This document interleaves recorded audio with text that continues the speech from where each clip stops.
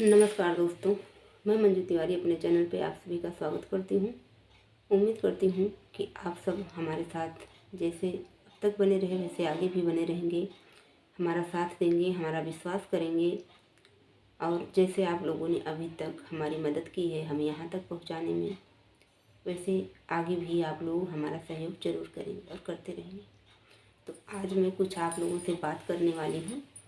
Please आप लोग video में लास्ट तक बने रहिएगा और हमारे जो भी भाई बहन हैं, जो भी हमारे व्यूअर्स हैं, जो भी हमें रिक्वेस्ट करते हैं जो है कि हमको ये गीत सुनना है, आज हमें दीदी ये सुनना है, आज हमें भाभी ये सुनना है, तो थोड़ा सा आप लोग को ब्रेक लेना पड़ेगा, क्योंकि जो है उस दिन के बाद ही मैं आप सबको गीत सुना पाऊँगी।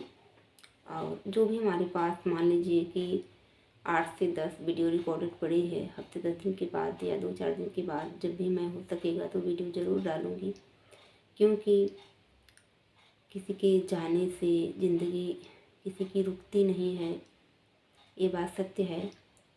लेकिन अब क्या कहूँ, मेरे पास कुछ शब्द नहीं हैं। मैं बात करना चाहती हूँ आप लोगों से, फिर भी बात नहीं कर पा रही हूँ। तो यहाँ पर जो है मैं आप लोगों से कहना चाहूँगी, हमारे घर में, हमारी फैमिली में हमारे पिताजी यानी ससुर जी के भाई थे, हमारे सगे चाचा ससुर जी, जो कि मतलब हमारे बीच अब नहीं हैं।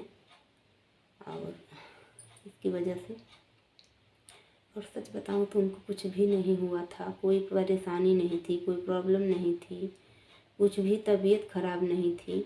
इसके 1 वर्ष पहले यानी अगले साल के मार्च अप्रैल के महीने में जो है, जब उनकी तबीयत ख़राब थी, जब ऐसा मान लीजिए दिल में हो भी रहा था कि बहुत सीरियस हैं, बहुत परेशान हैं, पता नहीं कब ठीक होंगे या नहीं होंगे, तब तो सब कुछ धीरे धीरे ठीक हो गया।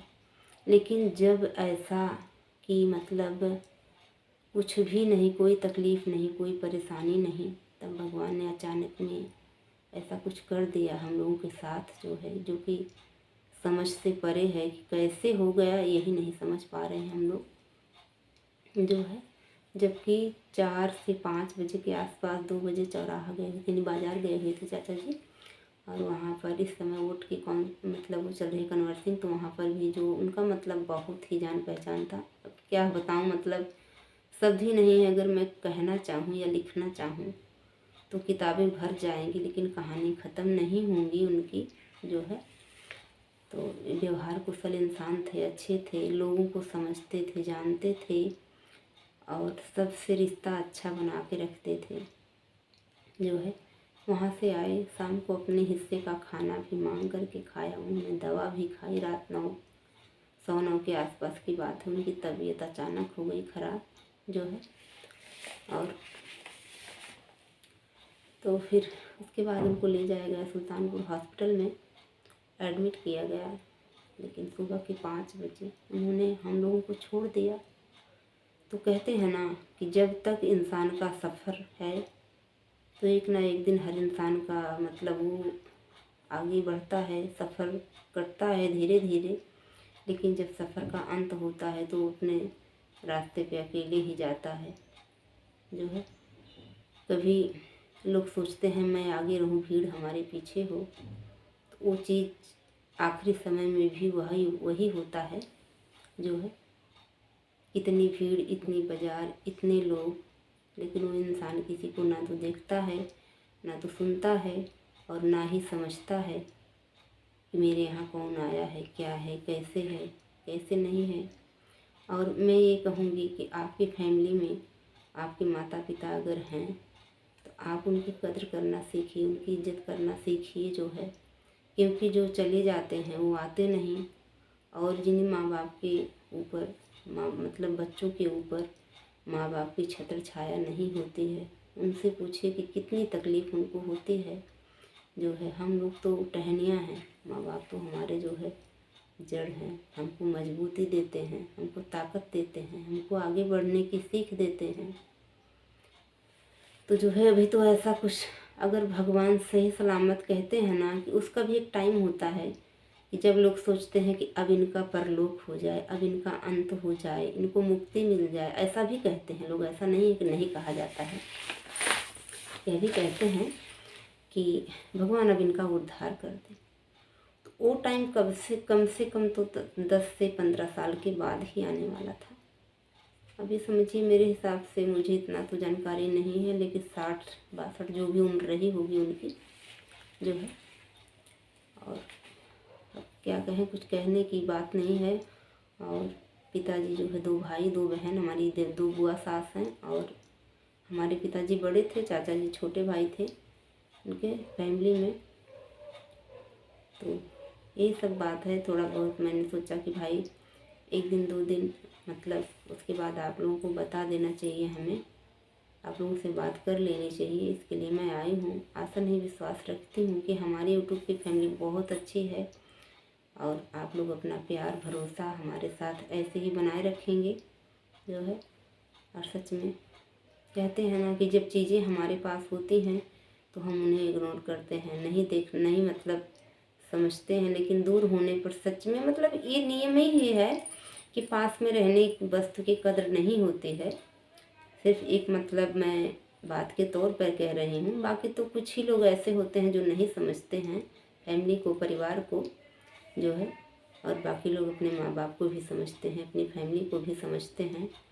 तो सच यही है कि जो भी चीज़ें आपके पास हैं, चाहे वो वस्त्र हो या आपके खाने की चीज़ हो या आपका परिवार हो, तो कभी कभी ऐसा भी होता है ना कि खाना है तो थोड़ा खा लिया, थोड़ा फेंक दिया, लेकिन हो सकता है वही भोजन कल आपके पास ना हो और आपको उस टाइम जब भूख लगे तो आप इंतज़ार करो कि मुझे कहीं से मिल जाता तो मैं खा लेती।